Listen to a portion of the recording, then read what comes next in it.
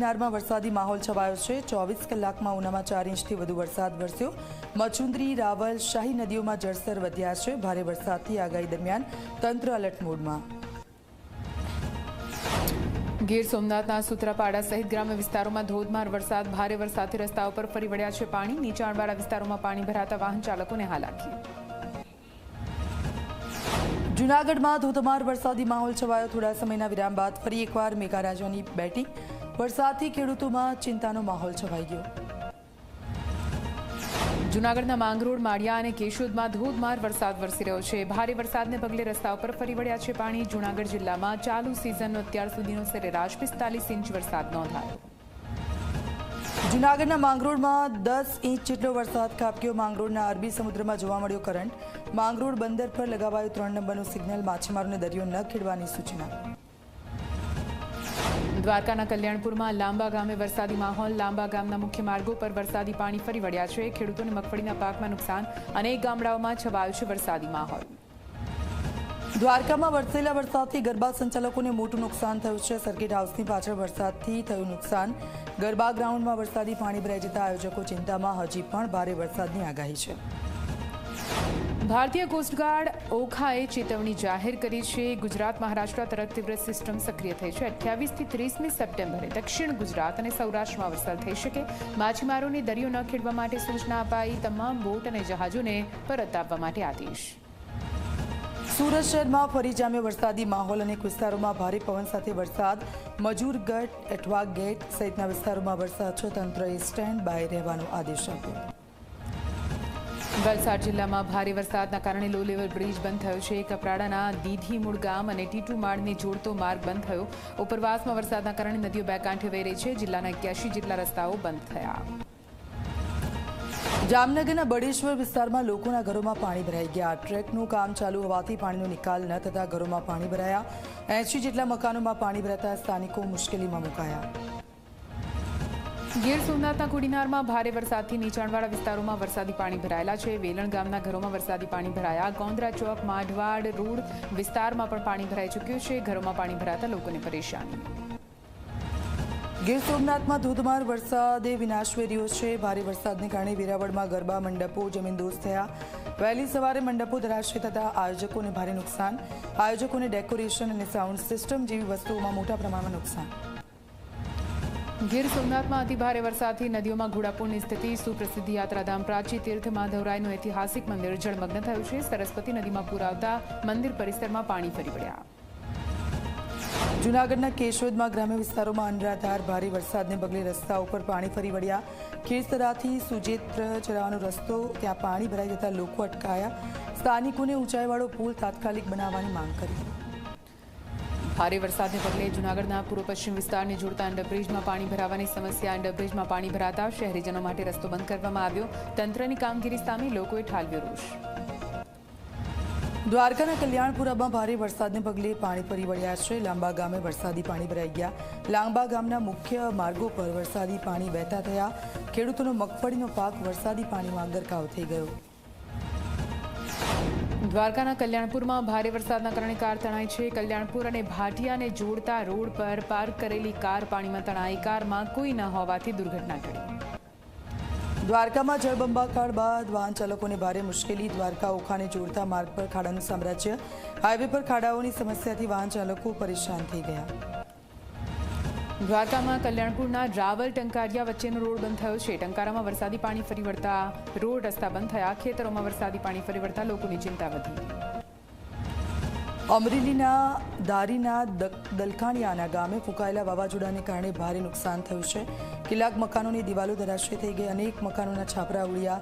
પરા વિસ્તારના કાચા મકાનોને ભારે નુકસાન થયું। પશુઓના ઘાસચારા પલળી જતા ખેડૂતો મુશ્કેલીમાં। ભાવનગરના રાણીગામ નજીક પાણીના પ્રવાહમાં તણાઈ કાર। શેત્રુંજી નદીમાં પાણીની આવક થતા બે કાંઠે વહી રહી છે। શેત્રુંજી નદીના પ્રવાહમાં ઇનોવા કાર તણાઈ। કારમાં સવાર 3 લોકો કાર સાથે પાણીના પ્રવાહમાં તણાયા। સ્થાનિકોએ દોરડાની મદદથી ત્રણેયનું રેસ્ક્યુ કર્યું। નવસારીના વાંસદાના સેણદઈ ગામે વાવાઝોડાએ વિનાશ વેર્યો। વાવાઝોડામાં થયેલા વિનાશનો વિડીયો સામે આવી રહ્યો છે। સિણધઈથી ઓરીમોરા ફળિયાના 150થી વધુ ઘરોના છાપરા ઉડ્યા। લોકો ઘર વિહોણા થતા સમાજ સેવકો છે એ આગળ આવ્યા। દક્ષિણ ગુજરાતમાં 70 કિલોમીટરની ઝડપે ફૂંકાયો પવન. નવસારી વલસાડમાં 24 કલાકમાં 2.5 ઇંચ વરસાદ થયો. 1700થી વધારે ઘરોને ભારે નુકસાન પહોંચ્યું છે. સુરત સહિતના શહેરોમાં વાવાઝોડાએ વિનાશ ફેર્યો. સુરતમાં ભારે પવન સાથે વરસાદ થતા વૃક્ષ ધરાશયી થયું. વૃક્ષ સિગ્નલ લાઇટ પર પડતા નુકસાન. ફાયર વિભાગે વૃક્ષ હટાવવાની કામગીરી કરી. નવી સિવિલ હોસ્પિટલની પાછળ આ ઘટના બની. ગીર સોમનાથના રોણાજ ગામ નજીક મહાકાય વૃક્ષ ધરાશાયી થયું છે. ભારે વરસાદને કારણે વૃક્ષ મૂળમાંથી ઢળી પડ્યું. વૃક્ષ ધરાશાયી થતા 20 ગામોને જોડતા રસ્તાઓ બંધ થયા. તંત્રએ વૃક્ષ હટાવવાની કામગીરી શરૂ કરી. પોરબંદરમાં ભારે વરસાદને પગલે નુકસાન. પવન સાથે વરસાદ હોવાથી ચોપાટી નજીક સખી મેળામાં ડોમનો ભાગ ધરાશાયી થયો. સ્વદેશી વસ્તુઓને પ્રોત્સાહન આપવા માટે વોકલ ફોર લોકલની થીમ પર મેળાનું આયોજન.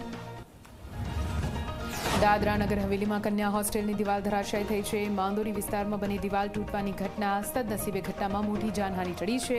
સતત 3 દિવસથી વરસાદી માહોલ. અમદાવાદમાં પડેલા ભારે વરસાદને કારણે જીએમડીસી ગ્રાઉન્ડમાં પાણી ભરાઈ ગયા. ખેલૈયાઓ ગરબા રમી શકે તે માટે તંત્રએ પાણી નિકાલની કામગીરી શરૂ કરી છે. હવામાન વિભાગે આપેલી વરસાદની આગાહીથી ખેલૈયાઓ અને આયોજકો ચિંતામાં મુકાઈ ગયા. અમદાવાદમાં વૈષ્ણોદેવી સર્કલ નજીક ખોડિયાર ગામે આવેલા ગરબા ગ્રાઉન્ડમાં નહીં યોજાય ગરબા. વરસાદને પગલે ગ્રાઉન્ડમાં પહોંચ્યું નુકસાન. પાર્કિંગ સ્થળમાં પાણી ભરાઈ ચૂક્યા છે. એડવર્ટાઇઝના હોર્ડિંગ પડી ગયા. ચાલતા ચાલતા પગ ખૂંપી જાય તેવી સ્થિતિ. અમદાવાદના કાંકરિયા ફૂટબોલ ગ્રાઉન્ડમાં ભરાયા વરસાદી પાણી. ગરબા ગ્રાઉન્ડમાં પાણીથી ભરાઈ જતા આયોજકોની ચિંતા વધી. આયોજકોએ પાણીના નિકાલની કામગીરી કરી. ખુલ્લા ગ્રાઉન્ડમાં પાણી ભરાતા ગરબાનું આયોજન બગડ્યું. સુરતમાં ગરબામાં વરસાદ વિલન બન્યો. સિવિલ હોસ્પિટલના ગરબા પંડાલમાં મંડપ ઉડ્યા. ભારે પવનના કારણે લાઇટ, મંડપ, ખુરશી ઉડી. ઓપન ગ્રાઉન્ડ ગરબા રમતા લોકોની નવરાત્રી બગડી છે. ડીજેની સિસ્ટમને પણ મોટા પ્રમાણમાં નુકસાન. વડોદરાના ખેલૈયાઓ માટે માઠા સમાચાર સામે આવ્યા. આજે પણ યુનાઇટેડ વેના ગરબા નહીં યોજાય. વરસાદ બાદ ગ્રાઉન્ડની સ્થિતિ ખરાબ હોવાથી ગરબાનું આયોજન નહીં થાય. 250થી વધુ શ્રમિકો ગ્રાઉન્ડની સાફ સફાઈમાં જોડાયા. નર્મદાના સરદાર સરોવર ડેમની જળસપાટીમાં વધારો. ઉપરવાસમાંથી 1,22,482 ક્યુસેક પાણીની આવક થઈ રહી છે. ડેમમાંથી 61,167 ક્યુસેક પાણી છોડાયું. સરદાર સરોવર ડેમની જળસપાટી 137.90 મીટરે પહોંચી. નર્મદા ડેમનો એક દરવાજો 0.68 મીટર ખોલવામાં આવ્યો. ભાવનગર જિલ્લામાં શેત્રુંજી ડેમ સતત 7મી વખત ઓવરફ્લો થયો છે. શેત્રુંજી ડેમના 30 દરવાજામાંથી 2700 ક્યુસેક પાણીની આવક અને જાવક શરૂ થઈ છે. ડેમ સતત 7મી વખત ઓવરફ્લો થતાં પાણીની સમસ્યા હલ થઈ. અમરેલીના મુંજીયાસર ડેમમાં 1.25 ફૂટ નવા નીરની આવક થઈ છે. ગ્રામ્ય પંથકમાં 4 ઇંચ વરસાદ થયો. સિઝનમાં પ્રથમવાર જળસપાટી 17.25 થઈ છે. ઉપરવાસમાં ભારે વરસાદને કારણે જળાશયો ઓવરફ્લો થયા. અમરેલીના વડિયા ડેમનો એક દરવાજો ખોલવામાં આવ્યો છે. ભારે વરસાદ બાદ ડેમમાં પાણીની આવક થતાં દરવાજો ખોલાયો. નીચાણવાળા વિસ્તારોમાં આવતા ગામોને એલર્ટ કરાયા. અમરેલી જિલ્લામાં ભારે વરસાદથી જળાશયો ઓવરફ્લો થયા છે. ખાંભાની ધાતરવાડી નદીમાં પૂરની સ્થિતિ સર્જાઈ. શેત્રુંજી ડેમ તેમજ ખોડિયાર ડેમ બીજી વાર ઓવરફ્લો થયો. અમરેલીમાં ખાંભાના જળાશયો ઓવરફ્લો થયા. મોગનેશ ડેમ ઓવરફ્લો થતાં ખેડૂતોમાં ખુશીની લાગણી છવાઈ. આસપાસના 8 ગામોની પાણીની સમસ્યાઓ દૂર થઈ. ખાંભાનો જીવાદોરી સમાન ડેમ ઓવરફ્લો થયો.